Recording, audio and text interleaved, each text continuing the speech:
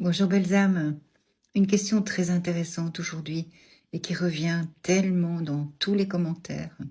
Est-ce qu'il faut se protéger quand on fait de la médiumnité?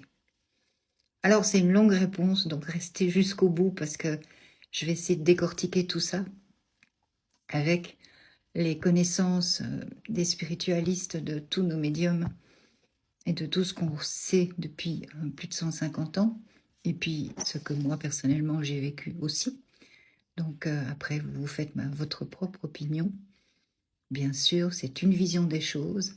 Ça peut permettre de changer la sienne parfois, peut-être. Donc voilà. Est-ce qu'il faut se protéger quand on fait de la médiumnité? Alors, moi, je vais dire oui et non. Donc c'est pour ça que je vais développer la chose. La première chose, c'est quand on fait de la médiumnité face à un public, face à une personne, en particulier un receveur. D'une certaine manière, il faut protéger ses énergies. Il faut pouvoir se protéger parce que, en tant que médium, on a énormément de sensibilité, on a tous ces sens qui sont extrêmement affinés et on est extrêmement empathe. Donc en fait, on est des éponges quelque part.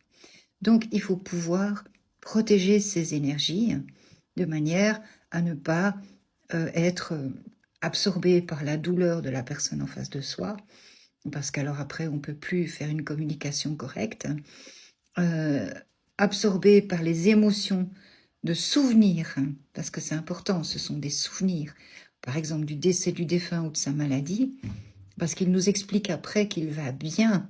Donc si on se plonge dans ces émotions, donc il faut avoir une espèce de protection personnelle contre sa propre empathie. Ça, c'est une première chose. Donc, il y a certaines, je vais dire, théories. Les spirites, par exemple, font des prières de protection avant de monter vers le monde spirituel parce qu'ils ont besoin de faire ce type de prière. Alors, si vous avez besoin de créer une protection autour de vous, de faire des prières, de vous préparer, de vous nettoyer vos chakras, là je vais mettre de l'humour, de vous mettre une couronne d'ail et d'ouvrir, d'allumer 10 bâtonnets d'encens, 350 bougies et de réciter des prières, faites-le, tout simplement. Si c'est votre croyance d'avoir ce type de protection et qu'elles vous font du bien, parce que ce qui est important, c'est de vous dire, est-ce que ça m'apporte quelque chose? Est-ce que ça me fait du bien? Est-ce que ça me donne un résultat? Faites-le. Seulement, il faut aussi pouvoir un petit peu creuser la chose et se dire, est-ce que si mon esprit, est-ce que si mon mental personnel se dit que si je ne me protège pas, je vais attraper des mauvaises choses, vous créez votre propre réalité, j'en ai parlé dans un autre post, Seth qui est un grand guide spirituel, vous créez votre propre réalité. Si vous pensez que vous pouvez être atteint et touché par des choses négatives, vous envoyez cette pensée et automatiquement vous allez être touché par des choses négatives. Maintenant, ça c'est toute la partie oui. La partie non, c'est ma croyance personnelle et la partie croyance spiritualiste. Nous partons du centre d'amour de notre cœur. Donc nous faisons des méditations, nous faisons ce qu'on appelle s'asseoir dans la puissance. Nous nous asseyons en montant nos énergies dans la puissance avec le monde spirituel. Et quand on travaille en amour vers l'amour du monde spirituel, on est protégé par le monde spirituel. Nous savons que nous sommes protégés par nos guides. C'est parfaitement logique. On travaille en amour avec eux, on travaille pour eux, on s'offre à eux pour transmettre leur message d'amour et de lumière.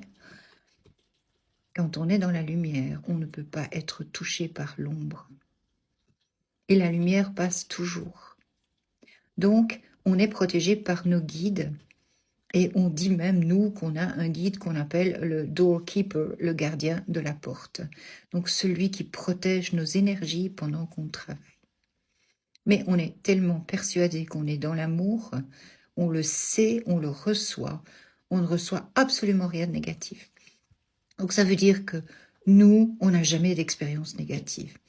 Depuis toutes les années que je travaille au collège, que je reçois des traductions, c'est 100 élèves par semaine, donc ça fait des années que je fais ça, des cours sur Zoom, plein d'autres endroits, je n'ai jamais, jamais, jamais vu quoi que ce soit de négatif qui se produit. Nous avons des messages d'amour et de lumière. Et c'est normal, nous travaillons avec la lumière.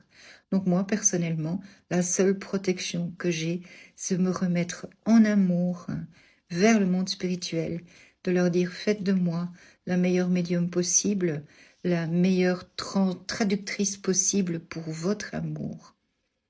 Et je me rends à vous. Et ça me protège. Vous savez, la lumière, elle passe toujours.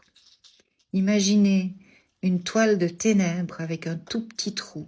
La lumière va percer à travers. Donc la positivité et l'amour gagnent toujours sur le négatif. Alors chacun a ses croyances, chacun peut croire ce qu'il veut. Si vous avez besoin de vous protéger, protégez-vous. Mais n'oubliez pas, parfois, il faut changer sa manière de penser, essayer peut-être un autre chemin. Donc voilà, c'est ce que je voulais vous dire pour les protections. C'est un peu long, j'espère que vous aurez suivi jusqu'au bout.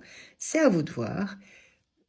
Voilà, je vous embrasse et je vous souhaite plein d'amour, plein de lumière et plein de belles expériences. N'oubliez jamais, quand vous faites les choses avec amour et quand vous partez dans des intentions, vous envoyez une intention d'amour et de lumière. C'est très important. Vous ne jouez pas quand vous faites de la médiumnité, ça c'est très important aussi. Et vous n'avez pas un ego démesuré, ça c'est important aussi. Vous êtes dans l'amour pour transmettre l'amour. Vous êtes des ambassadeurs de lumière. Et quand vous êtes des ambassadeurs de lumière, la lumière vous entoure et vous protège. Soyez bénis. À bientôt.